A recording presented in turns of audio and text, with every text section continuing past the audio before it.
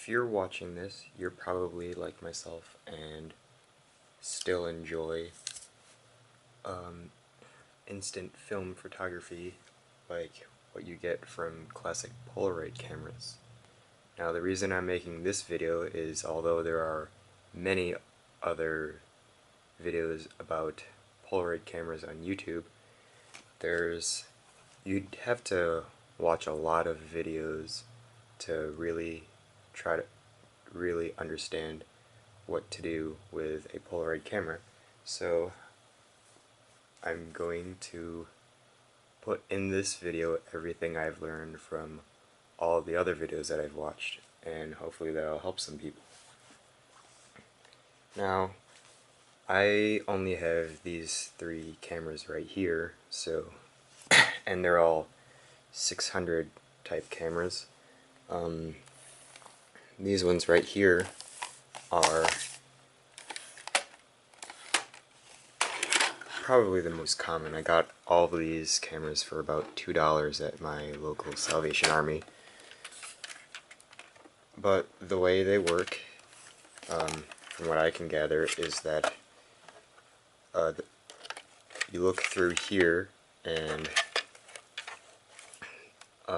what you see will be what is visible through this lens, but this lens is where the light comes through to expose the picture.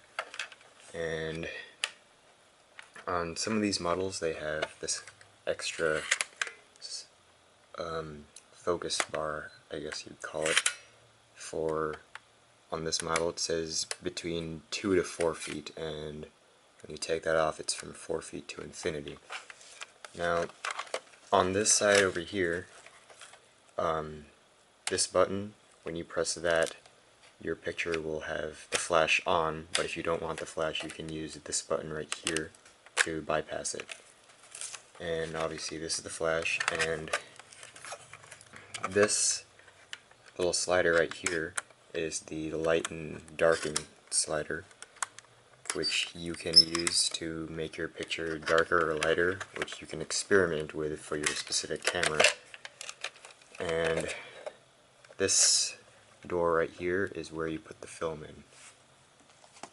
And this is what the 600 film looks like, which you can use for 600 cameras, and you can also apparently use it for SX70 cameras, although I've never tried, and you'd need a neutral density filter. But if you know anything about the Polaroid company, you know that they discontinued their instant film in around, I think it's either 2008 or 2009, but all of their film, all of the original Polaroid film is expired. The only people making new instant film is the Impossible Project, which makes this film for 600 cameras, the PX680, and they also have film for SX70 and Spectra type cameras. But yeah, when you put the film into any Polaroid camera, once you put film, and this, but by the way, this isn't actually a new pack of film, it's an old pack, but I use it to test out cameras, because when you go to thrift shops and look for old cameras like this, you want to make sure that they're working, so you can bring an empty used pack of film along with you and insert it into the camera.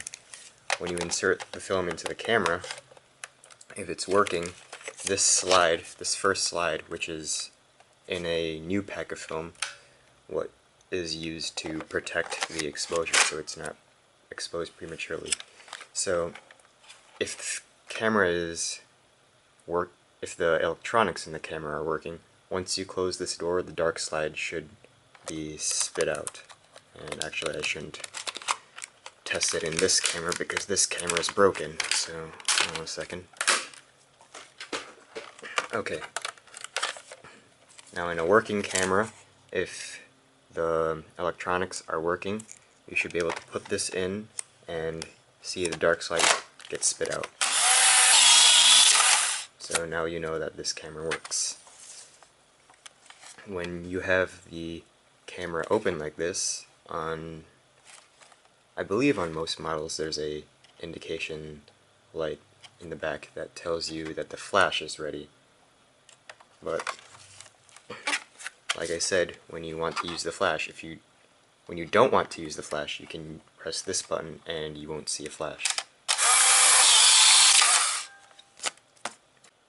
Here are some examples of pictures that I've taken using primarily this camera because, well, I don't know, it's my favorite out of these ones because it pops up like that, and I don't know, I'm just weird like that. So, to give you an idea of how your pictures will turn out, this one was taken when it was pretty bright outside, so that's why it looks like it's a little overexposed. This is my dog sitting on our couch. This is my friend's dog sitting on their couch. This is my friend looking like a hipster reading a book. These are both my dogs sitting on the same couch. This is the other dog again outside. And shooting outside is pretty hard with this camera because, well, specifically this camera, because there's no way to adjust the exposure time. This is my chinchilla sitting on her house eating something, I guess. This is my other dog sitting on her chair, and that's me taking a picture. Although I don't think this one's done developing. I took it 5 minutes ago. But if you noticed, pictures aren't always really like crisp and clear like you'd get with a camera now. You know, so if you're looking for a camera that takes pictures with really crisp and clear images, then you know maybe this camera isn't for you, or specifically these kinds of cameras aren't for you. And you know, there's nothing wrong with wanting crisp, clear images, and there's nothing wrong with wanting to take pictures like they did in the 80s and 90s, which is when these cameras were out. But, you know, it's fun. It's expensive, but it's fun. Now, when you put your new pack of film in, there's a counter on somewhere on the right side. On some cameras, like this one here, it has a digital display, but on I think all the cameras, they have a little number right there that tells you how many exposures you have left. Now when Polaroid made film for these cameras, their film came in packs of 10, but film from the Impossible project only comes with 8. So once this counter says 3, that's your last exposure. And to take the film out is pretty straightforward. You just open this door again and pull it out. Now,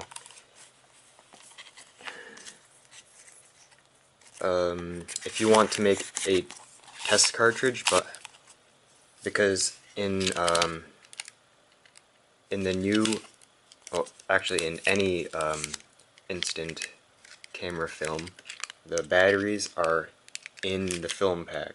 So these cameras will not work unless you have film in them, because the batteries are contained in the film pack. But if you have an empty cartridge like I have here, and you want to make a test cartridge that won't spit out any film but will still be able to check the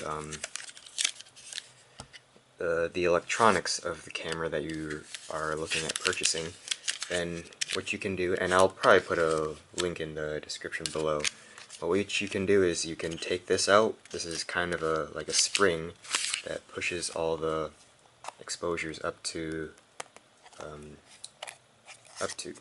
there, you know what I mean. But you remove this spring and take out the dead or old battery that you don't want, and you can put like a AAA battery, which I think for these cameras you'd need 4.5 volts, correct me if I'm wrong, to power it. So you'd need 3 AAA or AA batteries, whichever you feel like using, and you can connect those to the leads on here so that when you put it into your camera, you know it's working, because once you push it in and close the door, you hear that sound, and you probably have that light going on in the back. What else can I say?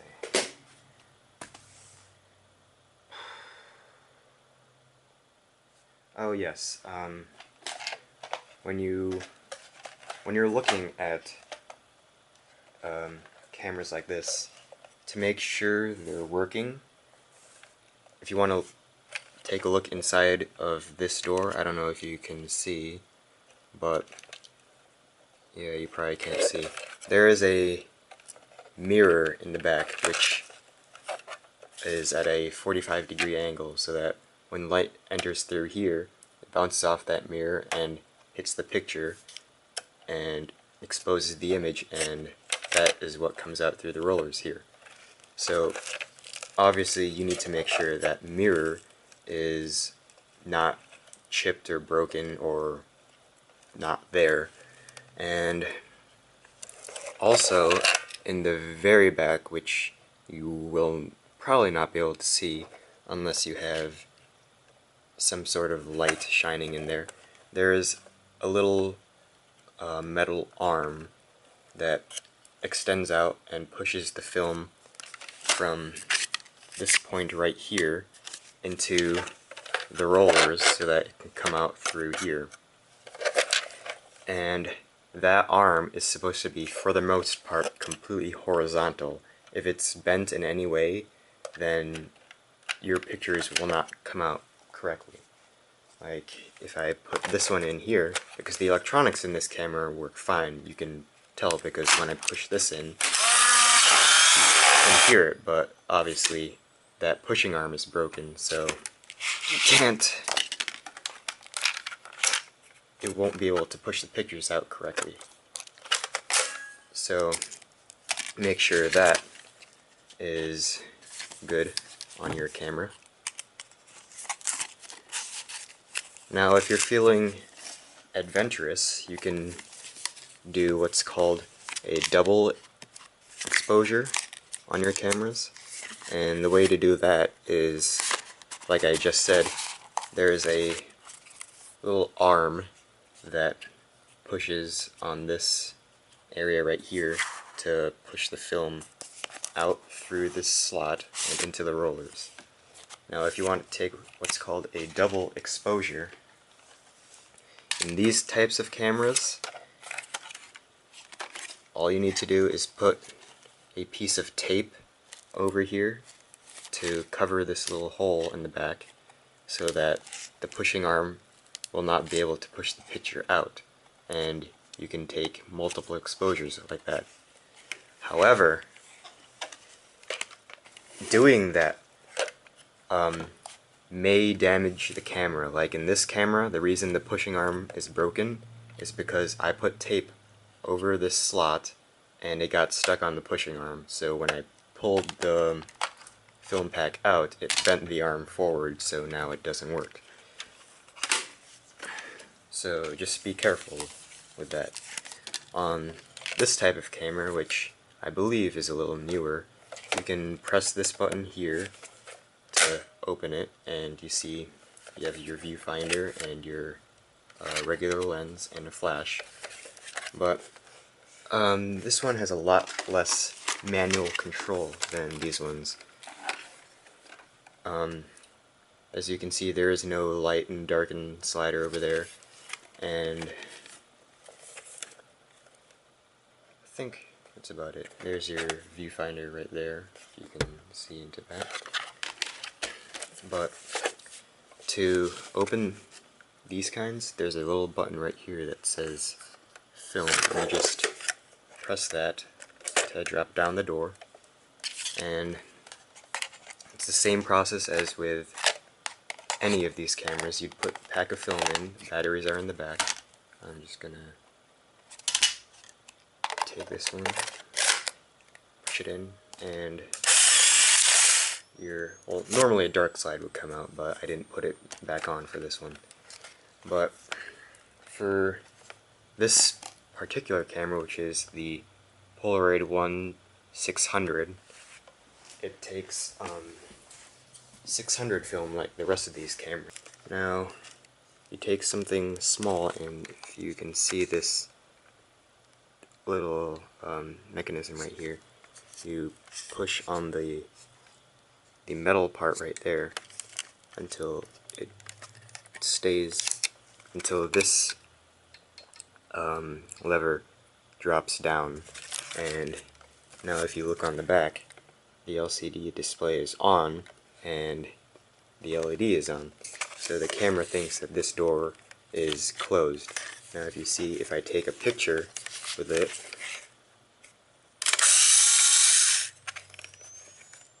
the picture won't come out all the way. So on these cameras, that would be how you'd take a double exposure, by tricking the camera into thinking its door is up and then taking a picture, and you can just push the film back in, and then once you actually want the film to come out, you just close the door and it'll stay on. So you take another picture and it comes out double exposed. Yep, that's about all I know about Polaroid cameras. So again, I don't know if all that information was 100% accurate, so again, you might not want to take my word for it, because I'm not really the most reliable source, I guess. So as I mentioned earlier at the start of the video, there are a lot of different channels, videos on YouTube to explain everything you need to know about using a Polaroid camera. And you know, maybe you feel a little shaky about what I just said, so you want to make sure I know what I'm talking about, then you can go watch them, and you know, maybe I'm doing something wrong. So yeah, and if you know that I'm doing something wrong, please tell me so that I can stop doing it. And yeah, leave a comment below. But yeah, bye.